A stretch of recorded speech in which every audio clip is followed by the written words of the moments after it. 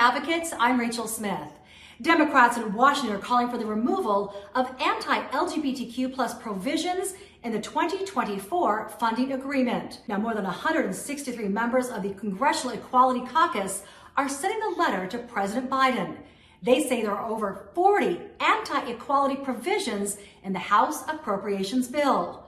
Among those, the bill could restrict access to gender-affirming healthcare, restrictions on where the pride flag can be displayed, and others aimed at defunding certain offices that advocate for LGBTQ plus rights.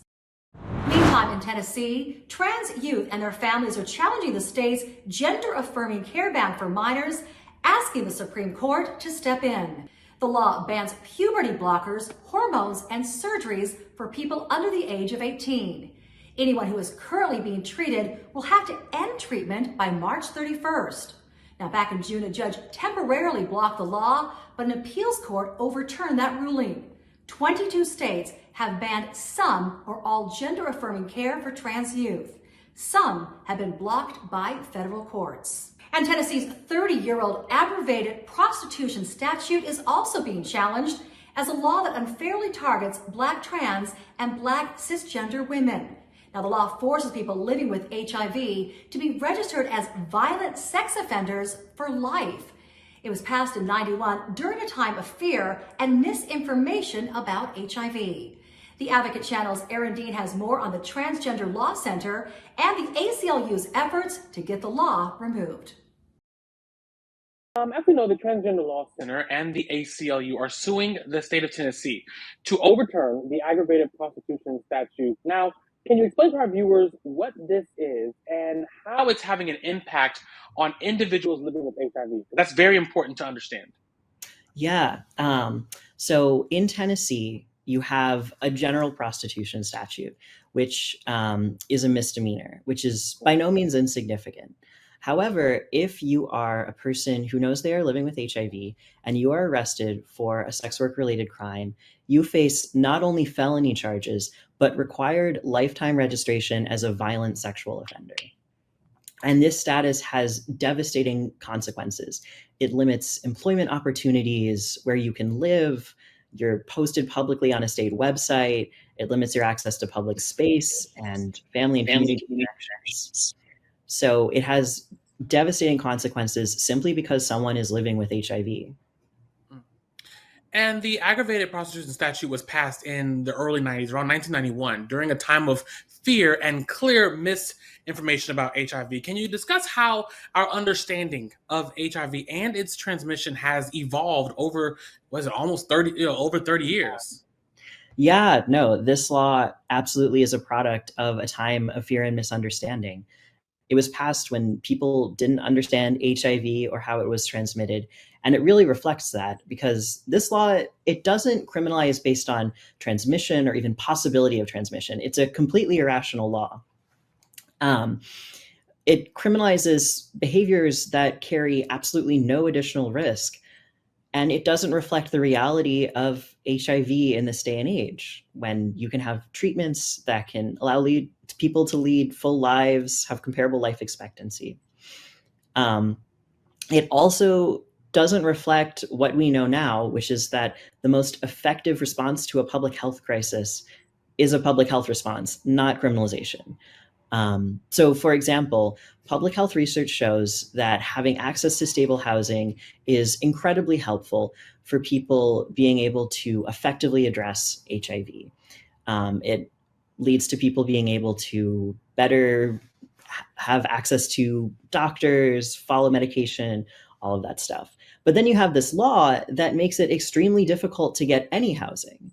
So you have a law that's completely counter to what we know is the actual appropriate response to a public health crisis. And how does this misinformation, relate to the disproportionate punishment faced by individuals in the state of Tennessee?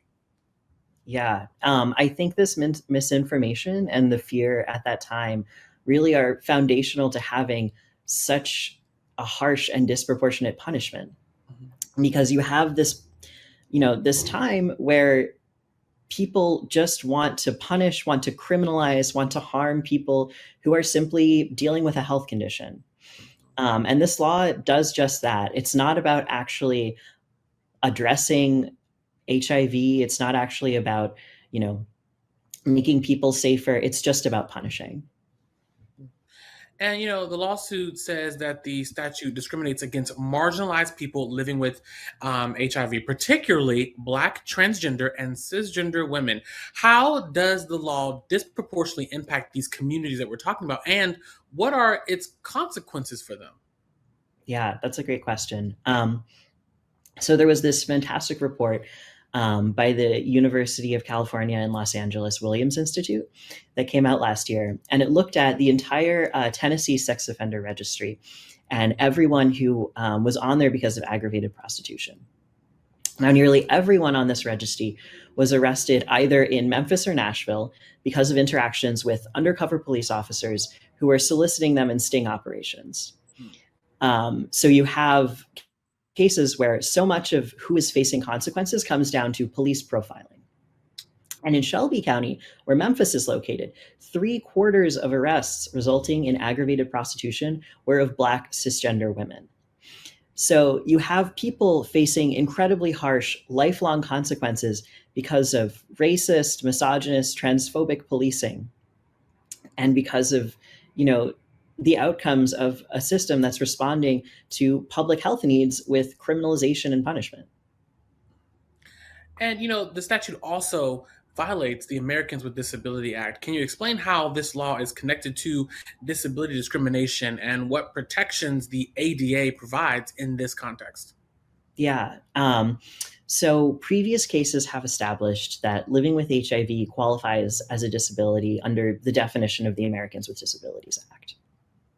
And because the state law targets people living with HIV, a protected disability, for harsher punishments than others simply because they are living with HIV, it is in violation of federal law and should not be allowed to continue. Wow. And so, what are the potential implications if the court decides to strike down the statute and the associated sex offender registry requirements? So we are hoping that if we win this lawsuit, that this discriminatory, counterproductive statute won't be able to be used, won't be able to be used to target and police people living with HIV in Tennessee. And we're hoping that the court will understand that this isn't helping anyone, and further allow people who are on the sex offender registry for this to be removed from the registry, to be able to live and have jobs and access public space just like everyone else in Tennessee. Out Magazine is honoring this year's most impactful and most influential LGBTQ plus people. Naiymah Sanchez is working alongside the ACLU to serve trans people, and she wants you to stay true to your truth. My life really wasn't always easy, and I had a lot of battles. I'm a formerly incarcerated person. I'm a survivor of many intersectional issues, right? And I don't allow any of those oppressive situations keep me down. I actually allow those experiences to fuel my fire so that I can continue to move forward. The work that I do here with the ACLU is very tedious for sure. I mean, it's no one specific, because as a senior organizer, I work on many campaigns. So whether it's voting rights, immigrant rights, LGBT rights, reproductive justice, or ending mass incarceration, I'm in those conversations. I'm in those rooms, and I'm centering the identities and the impacts, the experience of those who are disproportionately impacted by inequities in those areas. So when we talk about LGBT folks, when we talk about Black folks, we talk about communities of color, Latino folks, we're talking about how these issues impact those communities and what ways that we can liberate. I want you to live your truth and be proud of who you are, love who you are, flaws and all. Nothing that no one says about you or can say about you will hurt you, right? Stand true in your truth and love you. For exclusive behind-the-scenes video and to learn more about the 100 most impactful and influential LGBTQ plus people being honored this year, go to out.com. You can also sign up for email alerts and be the first to know. Well, thanks so much for watching today. You can download our app in the Apple or Google Play Store and be sure to subscribe to our YouTube page. For the Advocate Channel today, I'm Rachel Smith. Take care.